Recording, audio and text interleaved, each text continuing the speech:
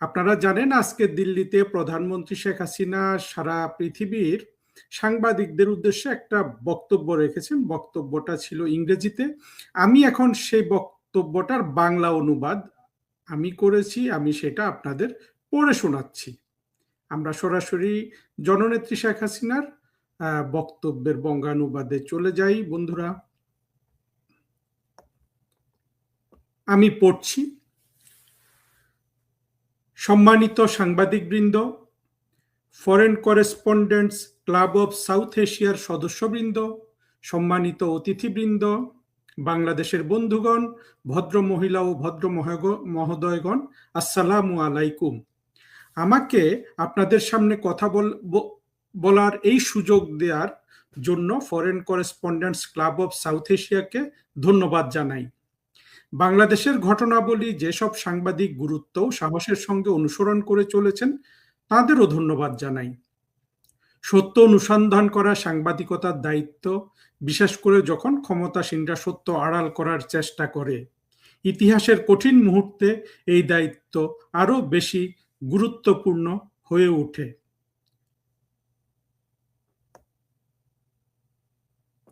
আজ আমি শুধু 5 বার বাংলাদেশের প্রধানমন্ত্রী হিসাবে দায়িত্ব পালনের সম্মান পাওয়া একজন ব্যক্তি হিসাবেই কথা বলছি না, আমি জাতির পিতা বঙ্গবন্ধু শেখ মুজিবুর রহমানের কন্যা হিসাবেও কথা বলছি।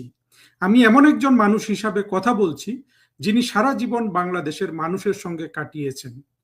আমাকে আমার দেশ থেকে জোর করে দূরে সরিয়ে দেওয়া হয়েছে, কিন্তু আমার জনগণ থেকে কখনো বিচ্ছিন্ন করা যায়নি।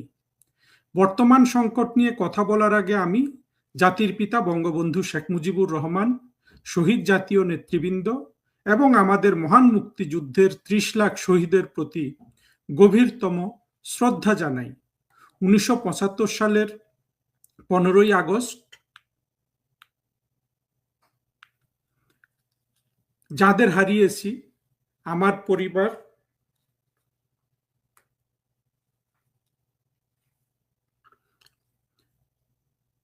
আমার পরিবারের সেই সদস্যদেরও গভীর শোকের সঙ্গে স্মরণ করছি। আজ আমার প্রিয় ভাই শেখ কামালের জন্মদিনও। তিনি ছিলেন একজন বীর মুক্তিযোদ্ধা, যুবনেতা, ক্রীড়া সংগঠক ও সাংস্কৃতিক কর্মী।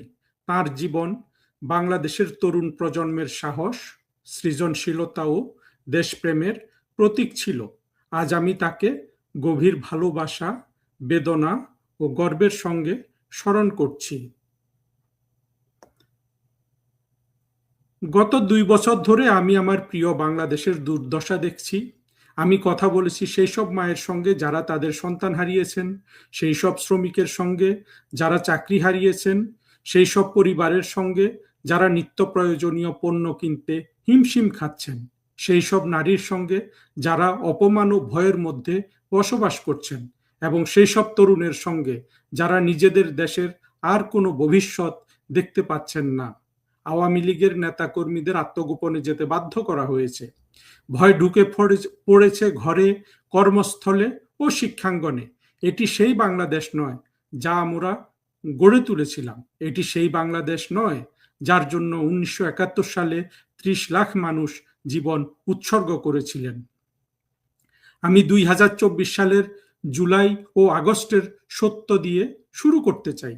বিশ্বের সামনে একটি বড় মিথ্যা বারবার বলা হয়েছে। আন্দোলনটি নাকি কেবল একটি শান্তিপূর্ণ ছাত্র আন্দোলন ছিল। এটি মোটেও সত্য নয়। শুরু থেকে আমার সরকার সংলাপ, আইনি প্রক্রিয়া ও ধৈর্যের মাধ্যমে শান্তিপূর্ণভাবে বিষয়টির সমাধান করার চেষ্টা করেছে, কিন্তু সংস্কারের ভাষার আড়ালে সংগঠিত গোষ্ঠীগুলো ছাত্রদের দাবিকে একটি সহিংস রাজনৈতিক অস্ত্রে পরিণত করার জন্য কাজ করছিল। 2018 সালে ছাত্রদের দাবির প্রতি সাড়া দিয়ে আমরা কোটা ব্যবস্থা বাতিল করেছিলাম। 2024 সালে হাইকোর্ট সেই সিদ্ধান্ত বাতিল করলে সরকার আপিল করে, কারণ আমরা কোটা বাতিলের সিদ্ধান্ত বহাল রাখতে চেয়েছিলাম। আমি ব্যক্তিগতভাবে ছাত্রদের সঙ্গে সংলাপের উদ্যোগ নিয়েছিলাম এবং তাদের গণভবনে আমন্ত্রণ জানিয়েছিলাম। 3 জন মন্ত্রীও তাদের সঙ্গে আলোচনা করেছিলেন। তাদের যৌক্তিক দাবিগুলো মেনে নেওয়া হয়েছিল। আমরা বলেছিলাম প্রয়োজন হলে আইন প্রণয়নের মাধ্যমে স্থায়ী সমাধান করা যেতে পারে। আমরা সংলাপের পথ বেছে নিয়েছিলাম, আমরা ধৈর্যের পথ বেছে নিয়েছিলাম, আমরা শান্তিপূর্ণ পথ বেছে নিয়েছিলাম, কিন্তু আন্দোলনের কোনো দৃশ্যমান বা দায়িত্বশীল নেতৃত্ব ছিল না। যখনই আলোচনা এগিয়ে যাচ্ছিল, অদৃশ্য জায়গা থেকে নতুন নির্দেশনা আসছিল, দাবি বদলে যাচ্ছিল।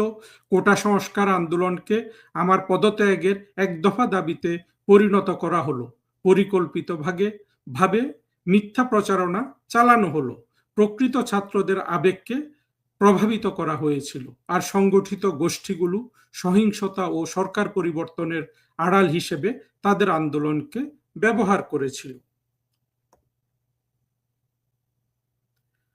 পরে মুহাম্মদ ইউনূস নিজেই বলেছিলেন, এটি ছিল একজন মাস্টার মাইন্ডের নেতৃত্বে অত্যন্ত নিখুঁতভাবে পরিকল্পিত আন্দোলন।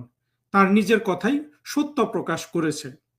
এটি নিছক স্বতঃস্ফূর্ত ছাত্র প্রতিবাদ ছিল না, এটি ছিল সংগঠিত ও পরিচালিত একটি কার্যক্রম, যা ব্যালট বাক্সের বাইরে ক্ষমতায় যাওয়ার পথ তৈরির জন্য ব্যবহার করা হয়েছিল। 15 জুলাই থেকে আন্দোলনের চরিত্র বদলে যায়। হত্যা, অগ্নিসংযোগ, হামলা ও লুটপাট শুরু হয়। রাষ্ট্রীয় সম্পদ ধ্বংস করা হয়। বাংলাদেশ টেলিভিশনে হামলা চালিয়ে আগুন দেয়া হয়। সেতু ভবন, স্বাস্থ্য অধিদপ্তর, ইপিআই টিকাদান কর্মসূচির ভবন, ফার্মগেট মেট্রো রেল স্টেশন, হানি ফ্লাইওভার, মহাখালী এলিভেটেড এক্সপ্রেসওয়ে, বিজ্ঞান ও গবেষণা স্থাপনা, দুর্যোগ ব্যবস্থাপনা কার্যালয়, জাতীয় ডাটাবেজ কেন্দ্র, কোভিড-19 বিশেষায়িত হাসপাতাল, ঢাকা মেডিকেল বিশ্ববিদ্যালয়, আবাসিক হোটেল, শিক্ষা প্রতিষ্ঠান, ব্যবসা প্রতিষ্ঠান এবং নরসিংদী জেলা কারাগার সহ বিভিন্ন কারাগারে হামলা, ভাঙচুর এবং অগ্নিসংযোগ করা হয়। সারা দেশে আওয়ামী লীগের কার্যালয় ভাঙচুর করা হয়, নেতাকর্মীদের উপর হামলা চালানো হয় এবং তাদের হত্যা করা হয়। আমার সরকারের সঙ্গে যুক্ত মন্ত্রী ও জ্যেষ্ঠ ব্যক্তিদের বাড়িঘর লুটপাট করে আগুন দেয়া হয়। গণমাধ্যমকেও লক্ষ্যবস্তু করা হয়। প্রায় 50টি গণমাধ্যম কেন্দ্র, বেসরকারি টেলিভিশন স্টেশন ও সংবাদপত্রের কার্যালয়ে হামলা বা অগ্নিসংযোগ করা হয়। মোহাম্মদ শাকিল হোসেন, মেহেদী হাসান, তাহির জামান, প্রিয়, এটিএম তুরাব, প্রদীপ কুমার ভৌমিক ও সোহেল আকাঞ্জি সহ সাংবাদিকদের হত্যা করা হয়। আইন শৃঙ্খলা রক্ষাকারী বাহিনীর উপর সংগঠিত হামলা চালানো হয়। কর্মকর্তাদের হত্যা করা হয়। মরদেহ ফ্লাইওভারে ঝুলিয়ে রাখা হয়। প্রায় 460টি থানা ও পুলিশ ফাঁড়িতে আগুন দেয়া হয়। ভবনের ভেতরে পুলিশ সদস্যদের আটকে রাখা হয়। অস্ত্র লুট করা হয়। কর্মকর্তাদের পিটিয়ে হত্যা করা হয়। নির্যাতিত পুলিশ সদস্যদের তথ্য অনুযায়ী অন্তত 3000 সদস্য নিহত, আক্রান্ত, নির্যাতিত অথবা গুরুতর সহিংসতার শিকার হয়েছেন। তাই আমি একটি সহজ প্রশ্ন করি, এমন পরিস্থিতিতে আইন শৃঙ্খলা রক্ষাকারী বাহিনীর দায়িত্ব কি? যখন থানা পুড়িয়ে দেওয়া হয়, সরকারি ভবনে হামলা চালানো হয়, জনসাধারণের অবকাঠামো ধ্বংস করা হয়, কর্মকর্তাদের হত্যা করা হয় এবং অস্ত্র লুট করা হয়, তখন জীবন ও সম্পদ রক্ষায় রাষ্ট্রের কি কোনো দায়িত্ব নেই? প্রত্যেক দেশেই নাগরিক, রাষ্ট্রীয় প্রতিষ্ঠান এবং নিজেদের জীবন রক্ষার দায়িত্ব আইন শৃঙ্খলা রক্ষাকারী বাহিনী রয়েছে। এটি কোনো অপরাধ নয়। আইন তাদের যে দায়িত্ব দিয়েছে সেটি তারা পালন করেন। একই সঙ্গে আমি চেয়েছিলাম সত্য প্রকাশিত হোক। সে কারণেই 18 জুলাই আমি একটি বিচার বিভাগীয় তদন্ত কমিশন গঠন করি। এর উদ্দেশ্য ছিল পরিষ্কার, প্রতিটি হতাহতের ঘটনা তদন্ত করতে হবে, প্রতিটি সহিংস ঘটনার অনুসন্ধান করতে হবে এবং প্রতিটি পরিবারকে সত্য জানার অধিকার নিশ্চিত করতে হবে। আমি নিহতদের পরিবারের সঙ্গে সাক্ষাৎ করেছি, আহতদের দেখতে গিয়েছি এবং তাদের সর্বোচ্চ মানের চিকিৎসা দেওয়ার জন্য কর্তৃপক্ষকে নির্দেশ দিয়েছি। 1 আগস্ট আমি তদন্ত কমিশনকে 3 সদস্যের কমিশনে সম্প্রসারিত করি, যাতে তদন্ত আরও বিস্তৃত, বিশ্বাসযোগ্য ও পূর্ণাঙ্গ হতে পারে। কিন্তু ক্ষমতা দখলের পর মুহাম্মদ ইউনূসের নেতৃত্বাধীন অবৈধ অন্তর্বর্তী সরকার সেই তদন্ত বন্ধ করে দেয়। তারা সত্য প্রকাশিত হতে দেয়নি। হত্যাকাণ্ডে জড়িতদের দায় মুক্তি দিয়েছে। তারা যদি সত্যি বিচার চাইতো, তাহলে তদন্ত বন্ধ করলো কেন? তাদের যদি কিছুই গোপন করার না থাকতো, তাহলে হত্যাকারীদের রক্ষা করলো কেন? একটি সিদ্ধান্তই সত্য বলে দেয়, তারা বিচার চায়নি। তারা ক্ষমতা চেয়েছে, তারা তদন্ত চায়নি, তারা প্রমাণ চাপা দিতে দিতে চেয়েছে, তাদের নিজেদের কথাই সত্য প্রকাশ করেছে। এনসিপির একজন নেতা বলেছেন, পুলিশ হত্যা এবং মেট্রো রেলে আগুন না দিলে বিপ্লব সফল হতো না, তথাকথিত বিপ্লব। সিরাজগঞ্জে বিএনপির একজন নেতাও প্রকাশ্যে বলেছেন, আন্দোলন সফল করার জন্য এনায়েতপুর থানায় আগুন দেওয়া হয়েছিল এবং পুলিশ সদস্যদের হত্যা করা হয়েছিল। এসব বক্তব্য প্রমাণ করে জুলাই আগস্টের আন্দোলন নিছক কোটা সংস্কার আন্দোলন ছিল না। গোপন নির্দেশনা, সংগঠিত সহিংসতা ও প্রচারণার মাধ্যমে এটি সাংবিধানিক ব্যবস্থার উপর একটি সমন্বিত আক্রমণে পরিণত হয়েছিল।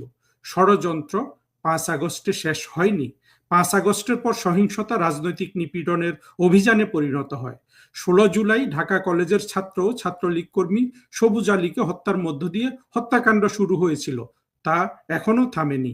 আওয়ামী লীগের নেতাকর্মীদের হত্যা ও গুম করা হচ্ছে, গ্রেপ্তার করা হচ্ছে, ঘরবাড়ি থেকে বিতাড়িত করা হচ্ছে এবং মিথ্যা মামলায় জড়িয়ে দেয়া হচ্ছে। অন্তত 10,000 মানুষ নিহত বা গুম হয়েছেন। গত 2 বছরে প্রায় 6,50,000 মানুষকে গ্রেপ্তার করা হয়েছে। প্রায় 3,500টি মামলা দায়ের করা হয়েছে, যাতে প্রায় 4,50,000 নেতা কর্মী ও সমর্থককে আসামি করা হয়েছে। আরো 10 লক্ষের বেশি মানুষকে অজ্ঞাতনামা আসামি হিসাবে অন্তর্ভুক্ত করা হয়েছে।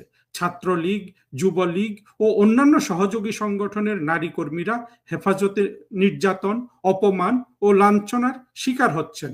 নির্যাতন, চিকিৎসা না দেওয়া, খাদ্য থেকে বঞ্চিত করা, অবহেলা ও মৌলিক অধিকার অস্বীকারের নথিবদ্ধ অভিযোগের মধ্যে অনেক নেতাকর্মী কারাগারেও মারা গেছেন। এই নিপীড়ন শুধু আওয়ামী লীগের মধ্যে সীমাবদ্ধ নয়। সংখ্যালঘু সম্প্রদায়ের সদস্য, বিচারক, আইনজীবী, বুদ্ধিজীবী, সাংস্কৃতিক ব্যক্তিত্ব, সাংবাদিক, পেশাজীবী, শ্রমিক, কৃষক ও সাধারণ নাগরিকদের উপর হামলা চালানো হয়েছে, গ্রেপ্তার করা হয়েছে অথবা মামলায় আসামি করা হয়েছে। মুক্তিযুদ্ধের চেতনার পক্ষে দাঁড়ানো কেউই নিরাপদ নন। আমাদের মুক্তিযুদ্ধের প্রতীক ও স্মৃতিচিহ্ন ধ্বংস করা হয়েছে। মুক্তিযোদ্ধাদের জুতার মালা পরিয়ে অপমান করা হয়েছে। ধানমন্ডি 32 নম্বরে জাতির পিতা বঙ্গবন্ধু শেখ মুজিবুর রহমানের ঐতিহাসিক বাড়িতে হামলা চালিয়ে ধাপে ধাপে ধ্বংস করা হয়েছে।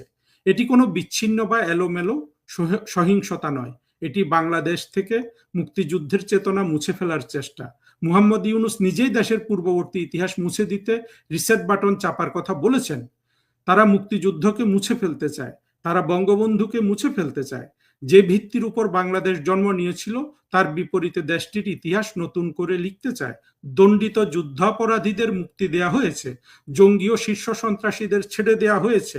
একটি সাজানো নির্বাচনের মাধ্যমে বিএনপি ক্ষমতায় আসার পরও পরিস্থিতির পরিবর্তন হয়নি।